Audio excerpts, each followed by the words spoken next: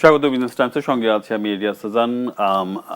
দর্শক, আজকে আমরা আলোচনা করছি দেশের প্রধান ব্যবসায়ীদের সংগঠন এফবিসিসিআই নিয়ে। আমরা জানি সংগঠনের দীর্ঘদিন ধরে নির্বাচিত সভাপতি নেই, তারপরেও এই সংগঠন ঘিরে এখনো নানা ধরনের আলোচনা রয়েছে। আগামীতে নির্বাচন রয়েছে, এই নির্বাচনে নানাভাবে এই নির্বাচনকে প্রভাবিত করা হয়।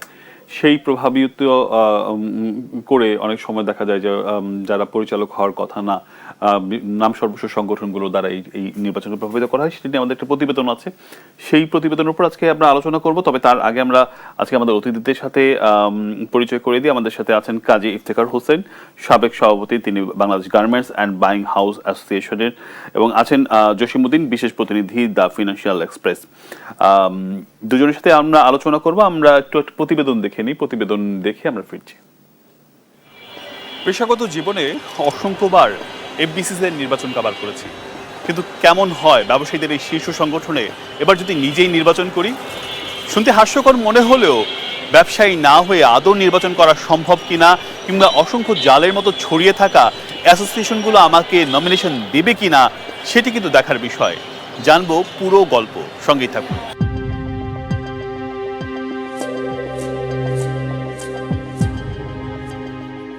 Federation of Bangladesh chamber of commerce and industries বেসরকারি খাতের সর্বোচ্চ ব্যবসায়ী সংগঠন, যা সারা দেশের চেম্বার, শিল্প ও ব্যবসা সমিতিগুলোর প্রতিনিধিত্ব করে। ব্যবসায়ীদের হয়ে সরকারের সাথে দেন দরবার, বিভিন্ন দেশের দূতাবাসের সাথে আলোচনা, আন্তর্জাতিক ব্যবসা সম্প্রসারণ সহ ব্যবসায়ীদের স্বার্থ সংশ্লিষ্ট বিভিন্ন বিষয়ে কাজ করে প্রতিষ্ঠানটি। কিন্তু সর্বোচ্চ এই সংগঠনে ভোটার কিংবা পরিচালক পদপ্রার্থী হতে তো অন্তত একটি ব্যবসা প্রতিষ্ঠান জরুরি। বিষয়টি সহজ নয়, কিন্তু সম্ভব। এমনভাবেই আশ্বস্ত করলেন নাম প্রকাশে অনিচ্ছুক এফবিসিসিআই এর সাবেক এক অফিস সহকারী। তো আমার পরামর্শ কিছু না, আপনি যোগাযোগ করতে পারেন সিদ্দিকির সাথে। এফবিসি সিদ্দিকি লাস্ট মুহূর্তে এগুলি হয়তো ছুটি সিস্টেম করে যদি হয়, মানে হলে হইলো, না হলে না। আসলাম ভাইটা আগে বাঁচা হয়েছে, অনেক আগে। আমি গতবার দিয়েছিলাম, এবার আমারই চান্স দেয়নি। এগুলি 1 বছর আগে বাঁচা হয়নি ভাই। আলাপচারিতায় যেই ব্যক্তির নাম উঠে আসে তিনি আসলাম আলী। বাংলাদেশ সাব কন্ট্রাক্টিং শিল্প মালিক সমিতি, 4 স্ট্রোক সিএনজি অটোরিকশা ওনার্স অ্যাসোসিয়েশনের হর্তাকর্তা তিনি। সংগঠনের সদস্যপদ তো আছেই, সঠিক মূল্য পেলে বিক্রি করে দেবে নাকি পুরো একটি অ্যাসোসিয়েশন? আসলাম আলীর কাছেই পৌঁছাতে চাই আমরা। আস্থা অর্জন ও পুরো বিষয়টাকে বিশ্বাসযোগ্য করতে সহযোগিতা নেই একজন বাইং হাউস ব্যবসায়ীর।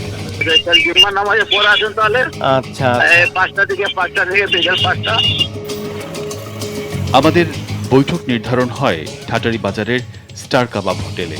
সাথে থাকা গোপন ক্যামেরা তো আছেই, হোটেলের 2 প্রান্তে মোবাইল হাতে রাখা হয় আরো 2 জনকে। আসলাম আলী দেশ টিভির সাথে। এবার এফবিসিসিআই এর নির্বাচনে পরিচালক পদপ্রার্থী হতে আগ্রহ প্রকাশ করি। জানতে চাই কিভাবে সম্ভব। আপনাদের মনের ভিতর চেতনা থাকে আমি এফবিসিসিআই ইলেকশন করব, ওকে, আর আমার বাজেট এগুলি আপনাদের দেন বাজেট। হয়তো বললাম আপনাকে মেম্বার করব, তখনই মনে করেন যে একসাথে সবই নমিনেশনও দিতে হবে ওনাকে ইলেকশন করার জন্য, দিতে হবে না অনুষ্ঠান। তাহলে পরিষ্কার চিনি তারা 50 লাখ টাকা দেবে এখানে আমার, আর সপ্তাহে 25 লাখ টাকা দিতে হবে। উনি ভাইস প্রেসিডেন্ট হবে, ভাইস প্রেসিডেন্ট হবে, তিনি ইলেকশন করতে পারবেন, আর এখান থেকে ভাইস প্রেসিডেন্ট রিট ইলেকশনও করতে পারবেন। আলোচনা শেষ, সাংবাদিক পরিচয়ে আসলাম আলীর মুখোমুখি টিম দেশ টিভি। মিডিয়া থেকে আসছিলাম একটা এই ব্যাপারটা বোঝার জন্য। একটু যদি মানে এই অ্যাসোসিয়েশনের ইয়াটা একটু যদি আমাকে একটু বলতেন। বলবো নি কথাবার্তা হবে, তখন হবে না, একটু কিছু বলবেন না? এখন বলার কিছু নেই। কেবল আসলাম আলী নয়, পকেট সংগঠন তৈরি করে মেম্বারশিপের এই ব্যবসা দেশে নতুন কিছু নয়। দেশের আনাচে কানাচে নাম সর্বস্ব অসংখ্য সংগঠন তৈরি করে প্রভাবিত করা হয় এফবিসিসিআই এর নির্বাচনকে। টাকার বিনিময়ে বিক্রি করা হয় ভোট।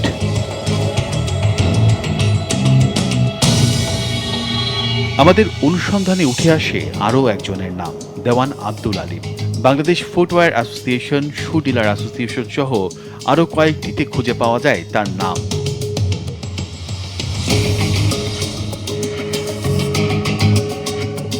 এবার তার কাছে জানতে চাই এতগুলো অ্যাসোসিয়েশনের কিভাবে হর্তাকর্তা তিনি? মেম্বারশিপ বিক্রি করেন কিনা? কারাই বা এর ক্রেতা? কেনা বেচা হয়, আমার লাইসেন্স আছে, এখন আমি বড় ব্যবসায়ী, অ্যাসোসিয়েশন থেকে আমাকে দিচ্ছে না। অ্যাসোসিয়েশন তো 5 জনের বেশি হয় না। আমার এখন দেখা গেছে যে এখানে আমি গতবার ছিলাম, এবার আমার নাই, আর এবার আমাকে দিবে না, বাকি 5 জনকে দিবে। কিন্তু আমার থাকার খুব ইচ্ছা, থাকতে হবে, লাগে দিলাম কিছু। ব্যবসায়ীদের শীর্ষ এই সংগঠনের নির্বাচনকে প্রভাবিত করতে এমন অসংখ্য নাম সর্বস্ব সংগঠন ছড়িয়ে ছিটিয়ে আছে সারা দেশে। আমাদের অভিজ্ঞতা হয় সরজমিনে বেশ কিছু সংগঠনের ঠিকানা যাচাই করার। বাংলাদেশ ফ্ল্যাট মালিক ওনার্স অ্যাসোসিয়েশন, হাজার হাজার ফ্ল্যাট মালিকের মধ্যে কারা এর সদস্য আমাদের জানা নেই। এখানে কি কোনো ফ্ল্যাট মালিক ওনার্স অ্যাসোসিয়েশনের সমাবেশ আছে? পুরান ঢাকার রজনী বোস লেনের এই গলিতেই নাকি Bangladesh beauty parlour owners association. 5 আগস্টের পর থেকে সভাপতি পলাতক, অফিস তালাবদ্ধ। আমরা তো জানি যে বিদেশ গেছে। হোসনিতালান রোডের 10 থেকে 30 একর চিংড়ি ঘের ওনার্স অ্যাসোসিয়েশন, অদ্ভুত নামের অ্যাসোসিয়েশনের সন্ধানে হরহামেশাই নাকি আসে পাওনাদার। প্রজেক্ট তো নাই, ব্যাংকের থেকে কোটি কোটি টাকা নিচে, কিসের প্রজেক্ট কি না আসে ভাই, এরকম অনেক লোক আসে ভাই, ওই কত টাকা আমি তো ভাই কোথায় পাইবেন ওরে? খোঁজ মেলেনি পুরাতন কাপড় আমদানিকারক সমিতি, cottage and small enterprise association, planned growth promoters অ্যাসোসিয়েশনের। প্ল্যান গ্রোথ প্রমোটার্স অ্যাসোসিয়েশন নামে আমাদের লিস্টে বা আমাদের আছে বলে আমাদের জানা নেই। সময়ের সাথে ব্যবসা হারিয়ে গেলেও হারায়নি অ্যাসোসিয়েশন। এই তালিকায় আছে cyber cafe, taxi cab, Flexiload কিংবা PABX association. businessmen have been replaced by touts. Trade বডিতে টাউটের প্রাধান্য 90%। প্লাস্টিক দ্রব্য আমদানিকারক সমিতি, প্লাস্টিক দ্রব্য প্রস্তুতকারক সমিতি, প্লাস্টিক দ্রব্য ব্যবসায়ী সমিতি, এই ধরনের শুরু হয়ে গেল সব খাতেই এরকম করে। এবং সবগুলোকেই তারা স্পন্সর করে দিল, এত টাকা লাগবে, এত টাকা লাগবে, এত টাকা লাগবে। তারা এই যে ফেডারেশনের জেনারেল বডিতে আসার জন্য যে আপনার কাছে 50 লক্ষ টাকা চাইছে, 5 জন করে নমিনেশন দিবে, 2-3 এইভাবে 2.5-3 কোটি টাকা কামাবে। আর এভাবেই কিছু নাম সর্বস্ব সংগঠনের হাতে জিম্মি দেশের ব্যবসায়ীদের বৃহৎ এই সংগঠন। কেবল টাকা দিলেই একজন সাংবাদিক যখন দেশের শীর্ষ ব্যবসায়ীদের সংগঠনের নির্বাচনে অংশ নিতে পারে, তখন বুঝতে হবে এর ভয়াবহতাটা কতটুকু। এই অব্যবস্থাপনার এখন নীতি টানা না হলে এর দায় নিতে হবে পুরো দেশের অর্থনীতিকে। রিয়াজ সেজান, দেশ টিভি, ঢাকা। দর্শক, দেখছিলাম প্রতিবেদন। আমরা ফিরবো আলোচনায়। আসলে প্রথমে জনাব জসিমউদ্দিন, একটু আপনার কাছে আসি। একটু আমার এই অভিজ্ঞতাটা একটু প্রথমে শেয়ার করি যে এটার জাল আমরা দেখলাম যে এত বিস্তৃত এবং এই পুরোটা কভার করা মানে খুবই টাফ ব্যাপার। মানে আমরা একটা সামান্য জায়গা থেকে একটু কাজ করেছি, অনেক ডেপথ, আমি নিশ্চয়ই আপনারা ভালো জানেন। আসলে কি অবস্থা? আচ্ছা, ধন্যবাদ আমাকে আমন্ত্রণ জানানোর জন্য। আপনাকে একটু আমারও অভিজ্ঞতা, যেহেতু আমিও রিপোর্টার হিসেবে কাজ করি। আপনার মনে আছে যে আওয়ামী লীগ সরকার ক্ষমতা থাকাকালীন সময়ে যে শেখ ফজলে ফাহিম ইলেকশন করবেন, ওই ইলেকশনের সময় আমরা হঠাৎ করে দেখি মেম্বার তালিকা নেই, কোথাও নেই, হার্ড কপিও সব লুকাই ফেলা হয়েছে, ওয়েবসাইটে নেই। এটা খুঁজতে গিয়ে তখন দেখলাম যে অনেকগুলি অ্যাসোসিয়েশন আছে ব্যক্তি মালিকানাধীন বা পকেট অর্গানাইজেশন। ইফতেখার ভাই হয়তো এটা আমার চেয়ে আরো ভালো বলতে পারবেন, যেহেতু তিনি দীর্ঘ সময় ধরে ট্রেড পলিটিক্সের সাথে আছেন।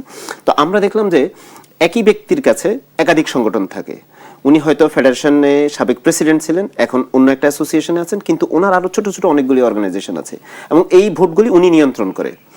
উনি হয়তো বিজিএমের প্রেসিডেন্ট ছিলেন, উনি এখন একটা আরো কয়েকটা পকেট অর্গানাইজেশন নিয়ন্ত্রণ, এবং নিজে যেহেতু সাবেক প্রেসিডেন্ট, ওনার একটা পদবি লাগবে, ওনার একটা পরিচয় লাগবে, উনি এরকম করে রাখছেন। আবার ওনার কিছু ছোট ভাইদেরকে উনি ছোট ছোট অর্গানাইজেশন করে নিয়ে আসছেন। এরকমও হয়েছে যে আপনার আওয়ামী লীগ সরকারের আমলে অ্যাসোসিয়েশনের নিবন্ধনের ফি বাড়িয়ে দেওয়া হয়েছে, ওই সময়ে আমরা আবার দেখছি নতুন করে অ্যাসোসিয়েশন হয়েছে। তারা যারা এসব অ্যাসোসিয়েশনের সাথে জড়িত থাকে বা যাদের এটা নিয়ে উদ্দেশ্য থাকে, উদ্দেশ্যটা বলছে একটু পরে আপনাকে, তারা যেটা করে টাকা কোনো ইস্যু না, বর্ধিত ফি দিয়ে দিচ্ছে, আবার পুরনো একটা অ্যাসোসিয়েশনকে বাতিল করানোর জন্য যা যা করা দরকার তা করে। আমরা এটা দেখেছি জুট ডাইভার্সিফাইড প্রোডাক্ট নিয়ে যে অ্যাসোসিয়েশন ছিল, ওই অ্যাসোসিয়েশনকে ফেডারেশন থেকে বাদ দিয়ে দেওয়ার মোটামুটি সব প্রক্রিয়া হয়েছে। আবার যিনি অন্য একটা অ্যাসোসিয়েশন করেছেন উনি আর এখন দেশে নেই। মানে এইটা অ্যাসোসিয়েশনকে ব্যবহার করা হয়, মানে অ্যাসোসিয়েশনের নাম সর্বস্ব সাইনবোর্ড নিয়ে এসে ফেডারেশনে আসা হয়। ফেডারেশনে আসার অনেকগুলি সুবিধা আছে। প্রথম সুবিধা হলো আপনি যে ব্যবসা করেন আপনার ব্যবসার কোনো এক্সপোজার নেই, আপনি যখন ফেডারেশনের মেম্বার হবেন, ফেডারেশনের বিভিন্ন প্রোগ্রামে আসবেন, আপনাকেও অন্য বড় ব্যবসায়ীরা চিনবে, তাদের সাথে কার্ড আদান প্রদান করবেন, ব্যবসার একটা অপরচুনিটি খুঁজে পাবেন। অথবা আপনি বিদেশে স্থায়ী হওয়ার স্বপ্ন আছে, এইখান থেকে আপনি তাদের সফর সঙ্গী হবেন। ইফতেখার ভাই মানে যেহেতু উনি ব্যবসায়ী সংগঠনের নেতৃত্ব দেওয়ার কারণে বিভিন্ন সময় ওনাদের বিজনেস ডেলিগেশনে যেতে হয়। আমরা যেটা দেখেছি, টাকা কোনো ইস্যু না, 10 লাখ 20 লাখ লাগুক, আমাকে আমেরিকার ভিসা ব্যবস্থা করে দেন, মানে আমি আপনাদের সাথে যেতে চাই। এটা সুবিধা হলো একবার সে যখন যায় আবার ফেরত আসে, ফেরত আসার পর এরপর তার নিজের পাসপোর্টটা স্ট্রং হয় তাদের ভাষ্য অনুযায়ী, এরপর সে নিজে মুভ করতে পারে। এটা আমরা দেখি।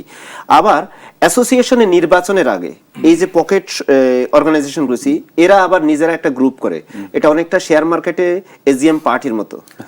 তাদেরকে সন্তুষ্ট করতে পারলে আপনি নির্বাচনের বৈতরণী পার হয়ে যাবেন। এটা আমরা দেখি। অ্যাসোসিয়েশনে আমরা কি দেখছি, ফেডারেশনে আমরা দেখি আপনি সাংবাদিক হিসেবে দাওয়াত পাবেন, বিভিন্ন কলম থাকে, হয়তো ক্রিটিক্যাল মুভমেন্টে দুই একটা ইস্যু নিয়ে তারা আলোচনা করে। এটা গত কয়েক বছর ধরে নেই। ইভেন আমরা অন্তর্বর্তীকালীন সরকারের আমলে আমরা প্রত্যাশা করছিলাম যে সংস্কার উদ্যোগটা নেওয়া হয়েছে, এটা দ্রুত শেষ হয়ে যাবে, হয়তো কিছু হবে।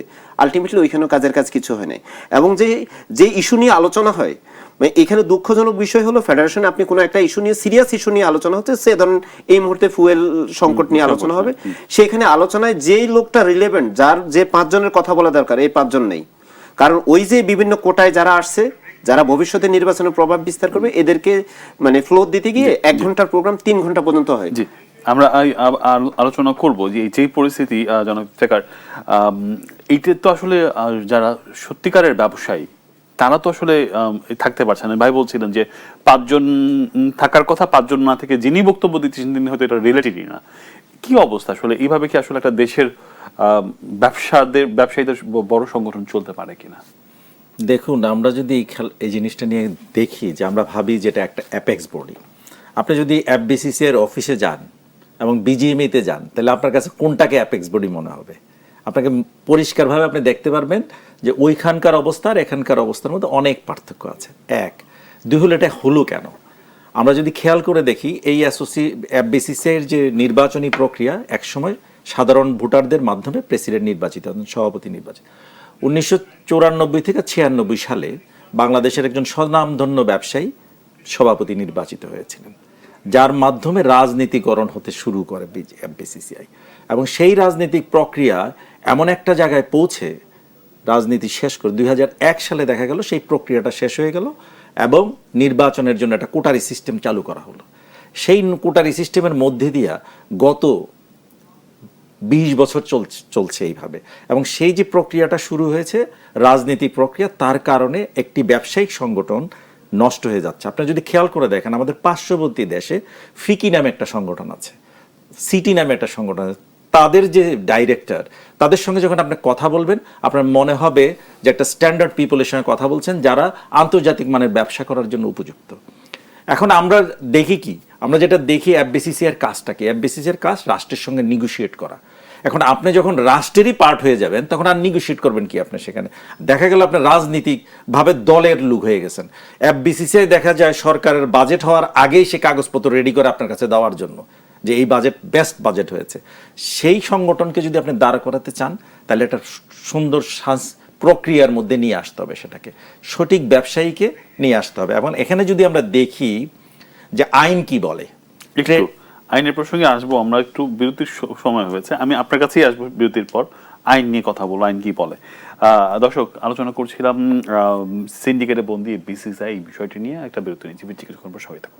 আবার স্বাগত জানাচ্ছি বিজনেস টাইমসের সঙ্গে আছে আমি রিয়াজ সাজান। আলোচনা করছিলাম সিন্ডিকেটে বন্দী বিসিসিআই। আমাদের আলোচনার জন্য আজকে আমাদের সাথে রয়েছেন Kazi Iftekhar Hossain, Bangladesh garments and buying house অ্যাসোসিয়েশনের সাবেক সভাপতি, আছেন সাংবাদিক জসিমউদ্দিন, তিনি বিশেষ প্রতিনিধি দ্য ফিনান্সিয়াল এক্সপ্রেস। আবার দুজনকে স্বাগত জানাচ্ছি। আপনাকে তখন থামাতে হয়েছিল বিরতির কারণে, আপনি আইন নিয়ে বলছিলেন কিছু একটা। আমরা যদি আইনটা দেখি, আইনে বলা আছে 2022 সালের আইনেও বলা আছে, 96 এর আলোয় বলা আছে যে আপনার যে ট্রেড লাইসেন্স থাকবেন সেটা নির্ণয় করবে আপনার কোন অ্যাসোসিয়েশনের সঙ্গে আপনি জড়িত হবেন। সেখানে যদি ওই অ্যাসোসিয়েশন না থাকে, তাইলে আপনি ওই এলাকায় যে চেম্বার থাকবে সেই চেম্বারের সঙ্গে আপনি মেম্বারশিপ নেবেন। এটাই হলো আইন। কিন্তু এখন দেখা যাচ্ছে যে বাংলাদেশ ফ্ল্যাট মালিক অ্যাসোসিয়েশন, তার কি ট্রেড লাইসেন্স আছে? তাহলে সে কিভাবে এই অ্যাসোসিয়েশনটা পেলো, কিভাবে এফবিসিসি তাকে ফরওয়ার্ড করলো? কারণ আমরা যারা ফ্ল্যাটের মালিক আছি, আমরা কি কোনো ব্যবসা করি এটা নিয়ে? এটা ব্যবসা না, তাহলে আমরা এটাকে ব্যবসা বানালাম এবং এটা অ্যাসোসিয়েশন, এটাতে করে একটা সংগঠন কি পরিমাণ দুর্নীতিগ্রস্ত এটা কিন্তু প্রমাণিত হয়। আর কিছু বলার রাখে না। এখানে আমরা এমন কিছু অ্যাসোসিয়েশন জানি, যেটা জসিমউদ্দিন বলছিলেন আপনার আছে, যে পাদুকা শিল্পের প্রায় 25টার উপর অ্যাসোসিয়েশন আছে। আপনি যদি লালবাগ এরিয়ায় যান, ঘরে ঘরে অ্যাসোসিয়েশন। তাদের কাজ কি? তারা কি কোনো কাজে আসতেছে? প্লাস্টিক অ্যাসোসিয়েশন যদি ধরেন, প্লাস্টিকের প্রায় 20টা অ্যাসোসিয়েশন আছে। এতগুলো অ্যাসোসিয়েশন কি ফাংশন তার? একটা অ্যাসোসিয়েশন কেন করা হয়? একটা অ্যাসোসিয়েশন করা হয় বার্গেন করার জন্য রাষ্ট্রের সঙ্গে। সেটা যদি বার্গেন না করে আপনি যদি এটা নিয়ে ব্যবসা করেন মানুষের সঙ্গে, কাউকে মেম্বারশিপ দেওয়ার জন্য, যেটা আপনার প্রতিবেদনের মধ্যে আসছে, তাহলে সেই সংগঠনটা আলটিমেটলি জাতিকে কিছু দিতে পারবে? দিতে পারবে না।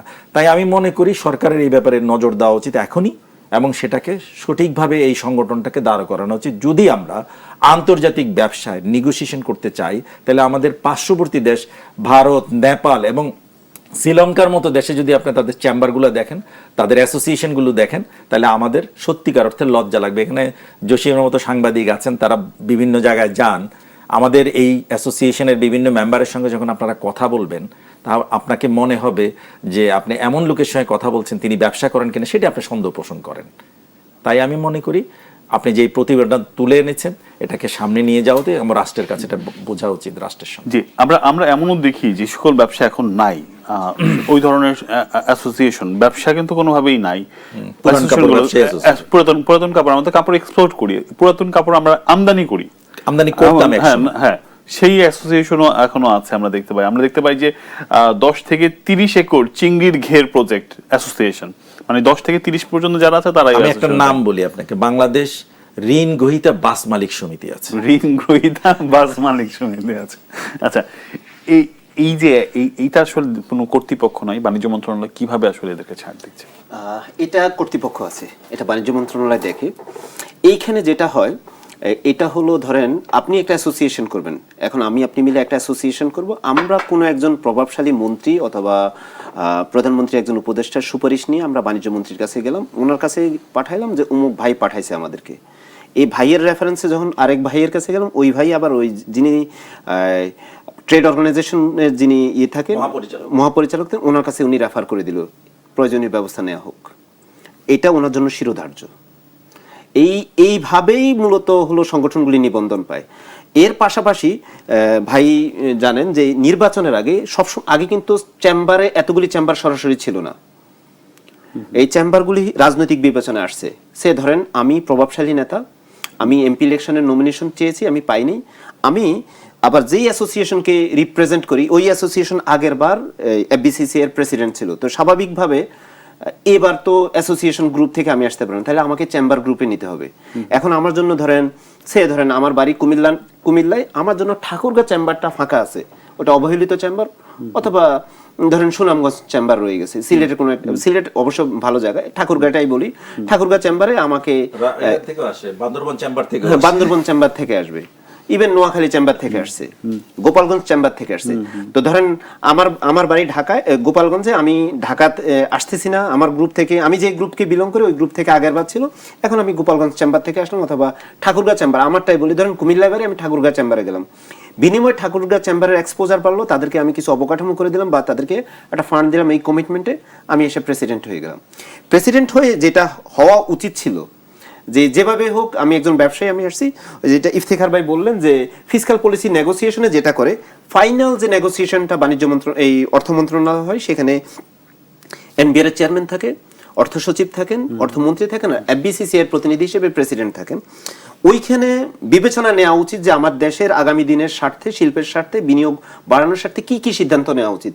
আমরা অতীতে এরকম বেশ কয়েকজন প্রেসিডেন্টকে পেয়েছি, তারা তাদের নিজেদের ব্যক্তিগত ব্যবসা যে খাতে আছে ওই খাতগুলিকে প্রায়োরিটি দিয়ে ফাইনাল সেটেলমেন্ট করে, এবং এনবিআর এর যেসব কর্মকর্তারা ওই নেগোসিয়েশন মিটিংয়ে চেয়ারম্যানের সাথে আরো কয়েকজন কর্মকর্তা থাকেন, তারা এটা আমাদের কাছে বলছেন যে উনি তো শেষ মুহূর্তে এসে ওটা চায়নি।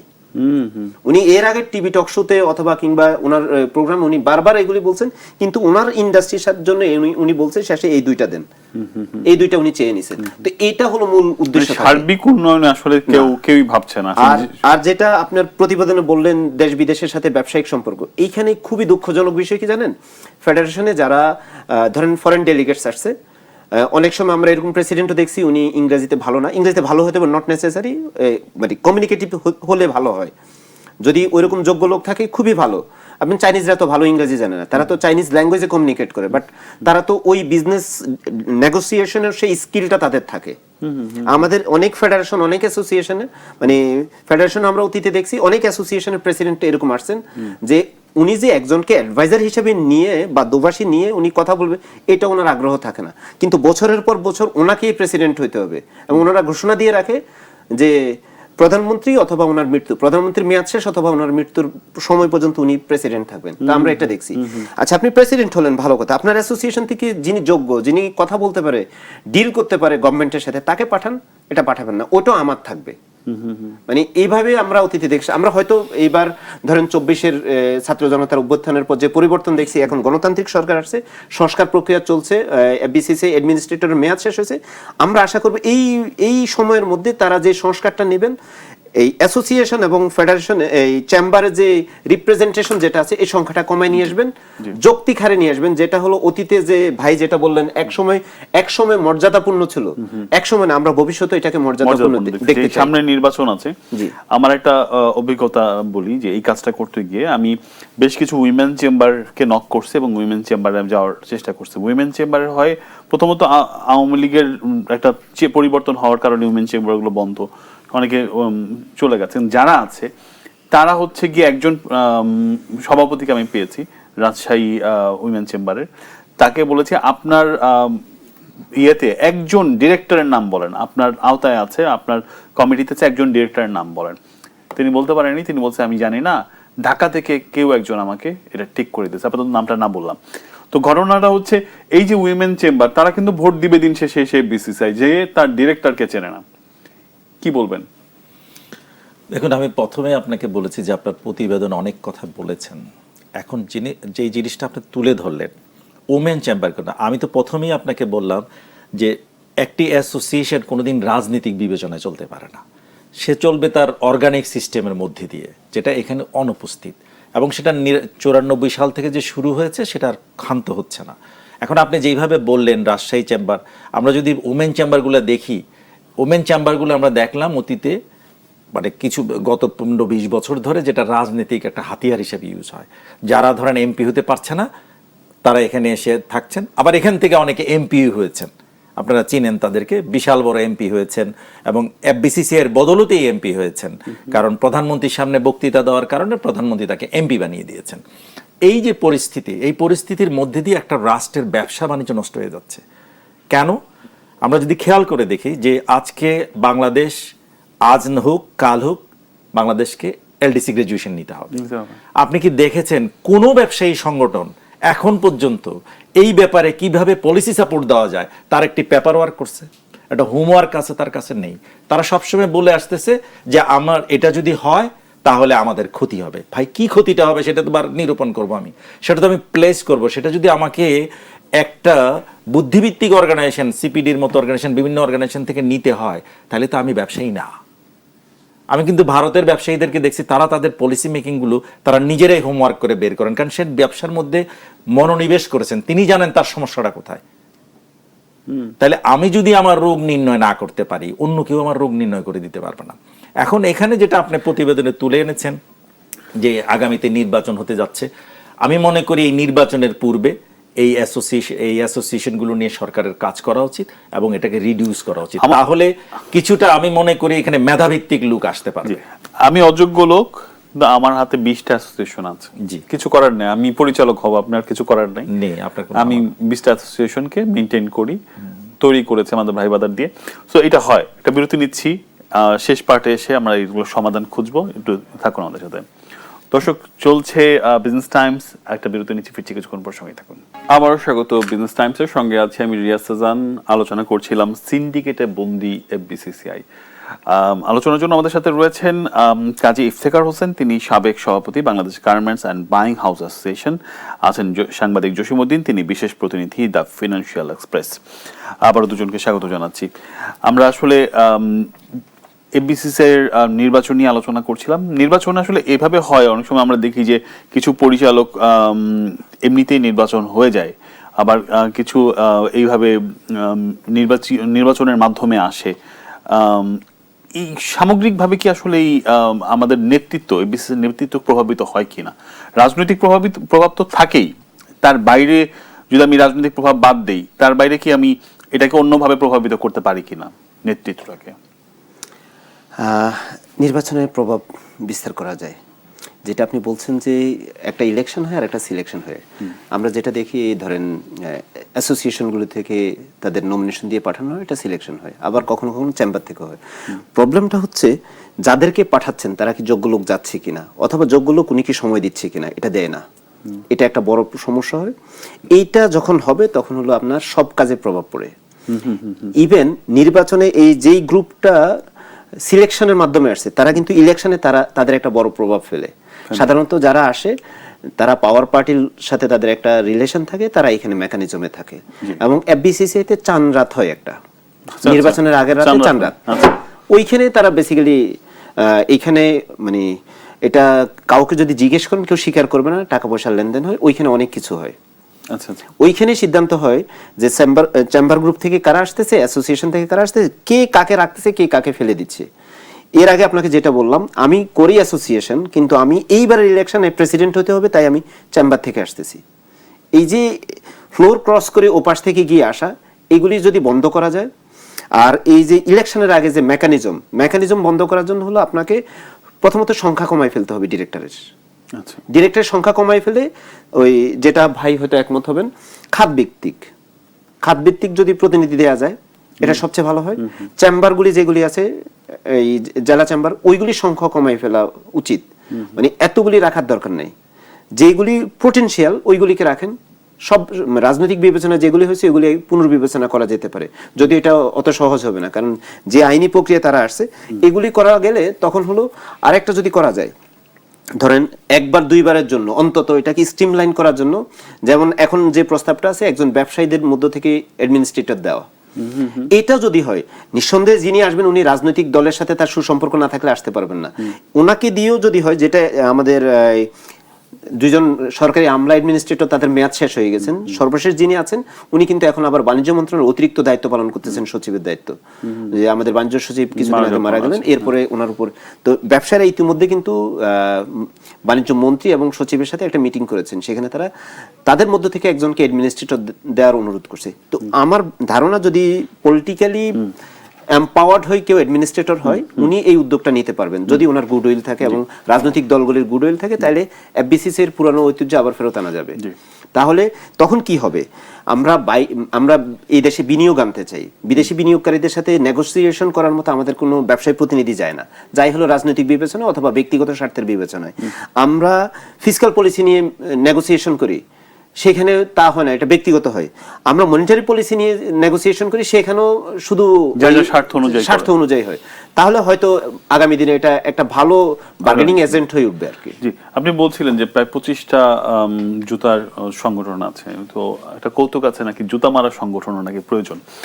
তো যাই হোক, এই যে সংগঠনগুলোকে কিভাবে আসলে এক কাতারে আনা যায়, শুধু জুতার সেক্টরে কিভাবে এই 25টা সংগঠনকে এক জায়গায় আনা যায়, কিংবা সবাই কি আসলে নির্বাচনের জন্য উন্মুক্ত ভোট দিতে পারে কিনা, কি করা উচিত?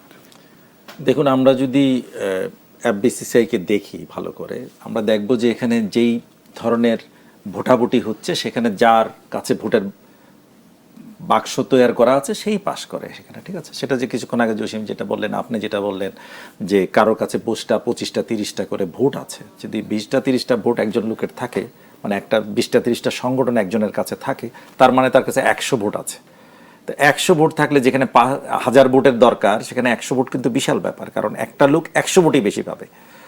তাই এই জায়গাটাকে কিভাবে সুসংগত করা যায় সেটা দেখা উচিত। সেটা হলো সেক্টর ভিত্তিক যদি আপনি করেন তাহলে দেখা যাবে একটা সেক্টরে 2টা বা 3টার বেশি অ্যাসোসিয়েশনের কোনো প্রয়োজন নাই। কেন নাই? কারণ তাদের স্বার্থ তো একই স্বার্থ তো দ্বিমুখী স্বার্থ হইতে পারে না। এখানে ব্যবসায়ীদের বড় স্বার্থ কি আছে? ভ্যাট এবং ট্যাক্স, এটাই তো বড় আলোচনার বিষয়, এবং কিভাবে কাস্টম প্রসেস হবে সেইগুলো নিয়ে আলোচনার বিষয়। তাহলে অ্যাসোসিয়েশনগুলোর কি করা উচিত? তাদের টেকনিক্যালি সাউন্ড হওয়া উচিত। আমরা যদি অ্যাসোসিয়েশনগুলোকে দেখি, আপনারা যেহেতু সাংবাদিক, আপনারা বিভিন্ন অ্যাসোসিয়েশনে যান, আপনি কিন্তু টেকনিক্যাল লোক খুঁজে পাবেন না। ডাইরেক্টর সাহেবরা আসেন, আলোচনা করেন, কিন্তু তাদের যদি ডেপনেস দেখেন, সে কিন্তু এটা নিয়ে হোমওয়ার্ক করে নাই।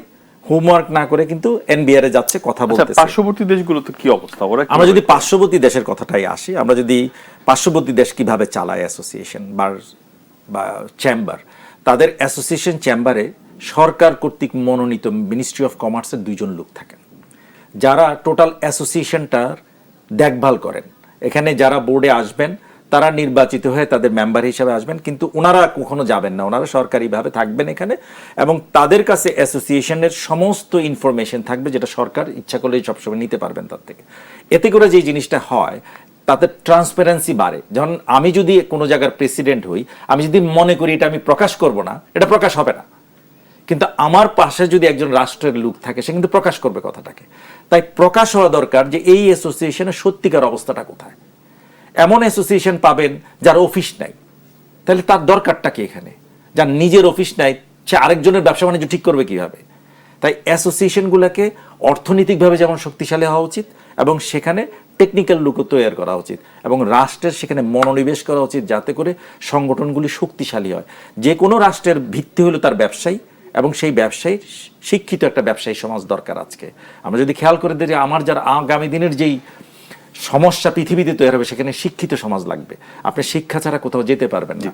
তাই আমি যেটা বলি, সর্বশেষ আপনার কাছে আমার আবেদন থাকবে যে রাষ্ট্রকে জানানো উচিত যে এই সংগঠনগুলোকে বিশাল একটা সংস্কারের মধ্যে দিয়ে নিয়ে আসা উচিত। তা না হলে এই জায়গা থেকে উত্তরণ ঘটবে না, এবং ব্যবসা বাণিজ্য সফল জায়গায় পৌঁছতে পারবে না। এই এফবিসিসিআই আসলে যেটা বাংলাদেশের সকল ব্যবসায়ীদের মাদার সংগঠন, সেটার তো আসলে রাষ্ট্র এবং অর্থনীতিতে একটা বড় ভূমিকা আছে। শুধু ব্যবসায়ীদের স্বার্থ রক্ষা না, যে কোনো সিদ্ধান্ত সরকার ঠিক নিচ্ছে কিনা, দেশের জন্য মঙ্গল হচ্ছে কিনা, তো এইটাকে তো এইভাবে রেখে দিলে কোনোভাবেই আসলে এই সমস্যার সমাধান হবে না। 1 মিনিট আপনি পাবেন, 1 মিনিট আপনি, 2 মিনিট আমাদের হাতে আছে। শুধু ব্যবসায়ীর বাহিরে সাধারণ মানুষের জন্য কিন্তু এফবিসিসির একটা ভূমিকা আছে। আপনি জানেন যে মূল্যস্ফীতি নিয়ন্ত্রণের জন্য হুইসেল ব্লোয়ারের কাজটা করে হলো মূলত ট্রেড বডিগুলি অ্যাপেক্স ট্রেড বডি হিসেবে এফবিসিসিআই, আপনি দেখবেন যে মনিটারি পলিসি যখন নেয় তার আগে তারাই এই ভয়েস রেজ করে এই ইকোনমিক সিচুয়েশন তারা মানে সাধারণ মানুষের হয়ে তারাই সরকারের কাছে তুলে ধরে বা বাংলাদেশ ব্যাংকের কাছে তুলে ধরে। তো এরা শুধু ব্যবসায়ীদের স্বার্থ সংরক্ষণ করে তা না, এরা সাধারণ মানুষেরও স্বার্থ সংরক্ষণ করে। তো আগামী দিনে এই ব্যবসায়ীদের বা সাধারণ মানুষকে রিপ্রেজেন্ট করতে পারবে এরকম যোগ্য লোকদেরকে দেওয়া উচিত। নাম সর্বস্ব অ্যাসোসিয়েশন নিয়ে যে বা ব্যবসা বাণিজ্য নেই এরকম লোকজন যেন না আসে, সরকার এটা বিবেচনা রাখা উচিত। সে ভোটের মেকানিজম যেটা তৈরি করা আছে এটাতে হয়তো সে ভোট পেয়ে যাবে, এটা যাতে না হয়। ইফতেখার ভাই একটু এর আগে অ্যাপেক্স বডির কম্প্যারিজন করতে গিয়ে বিজেএমির সাথে কম্প্যারিজন করছে।